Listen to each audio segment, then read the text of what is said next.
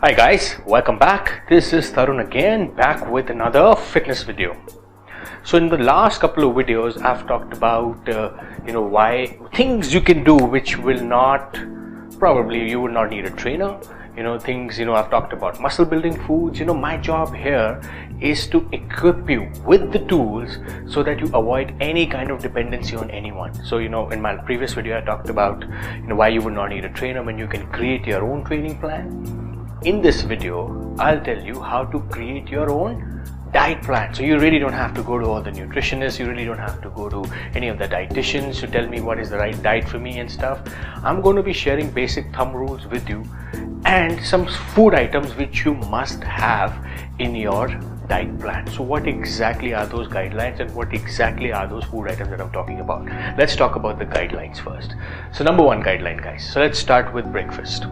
Now you already know this, you must have heard from probably many of people that when you wake up in the morning you have to eat like a king, right? Because it's called breaking fast, breakfast. You are actually breaking your fast. So there are no guidelines for your breakfast. If you really want a healthier breakfast, that depends what time do you work out. If you work out in the morning, first thing in the morning on an empty stomach or whatever, then you can probably, even if you don't work out in the morning, the ideal breakfast of champions is oats in water. If you really have a sweet tooth, you can put some stevia, sugar-free, whatever, as per your taste buds, and some egg whites. If you're a vegetarian, then you can probably go for a vegetarian whey protein with it, because you got to have a combination of both carbs and protein plus some fats. For fats, you can throw some almonds there, 8 to 10 soaked almonds, which you probably can do overnight. An ideal breakfast for you, and you can probably swap it on days when you don't want to have it. You can probably have some poha, you can have some but if you were to ask me, the best breakfast is actually oats. Amazing. It's so low on sodium that you would not even have to worry about water retention. I'm talking about that because I have a tendency to put on a lot of water on my body, so that's why it works for even endomorphs. And you can imagine what it would do on people who are skinnier people, who already are blessed like mesomorphs. So that's guideline number one, that you can eat pretty much anything breakfast. If you have a sweet tooth, you can also have that. You can have some sweets if you want to, because you have the whole day to kind of run and kind of burn those foods off, or burn those food items. What is the second guideline? The second guideline is, guys, you have to, if your goal is to minimize body fat, you really have to watch your carb intake. I've told you this in the past, and remember that 1, 2, 3 rule. If you work out in the evening, what you may want to do is about an hour or two, then your lunch, probably from breakfast to lunch. Now from lunch you can actually eat some things like dals. You can eat things like a salad full of spinach and stuff like that. And for dinner, it's got to be high protein. That's understated, and you probably know that you got to have meat in the night, because you really don't need that much of energy to burn. Now I'm going to be talking with, these are the only 2-3 guidelines that you actually really need to know, but now I'm going to be talking about certain food items that your diet plan should have, starting with salads. It's something that even if you're a vegetarian or non-vegetarian, whatever maybe your goal, to pack on muscle, to lose fat, this is something you've got to add in your diet. It's called tomatoes, guys. They're sweet, which means it takes care of your sweet tooth, plus it also makes you feel fuller for a longer period of time, and they're ideal for your salads. If you are coming back to another food item that you must have from tomatoes are your fruits. And what are the fruits that I'm talking about? I'm talking about oranges, I'm talking about apples. These are the things that you got to have. Remember, all these fruits that you got to have before 6 p.m. But if you work out at 7, then you can probably have it, because chances of you burning that fructose, that sugar, are also very high, because you will work out and sweat it out. You can have that.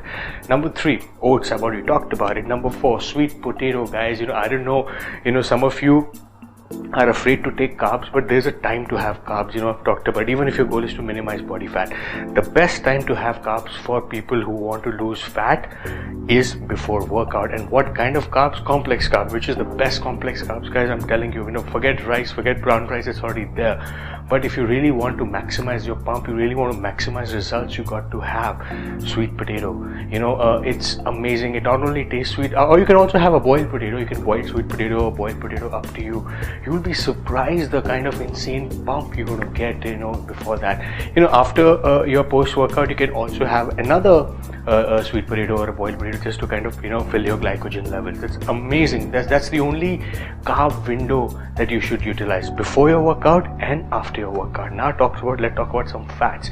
The fats you can use, I've talked about it: olive oil, flaxseed oil, nuts, avocados, almonds. You got to stack your fridge, or you got to stack dry fruits like this in your kitchen.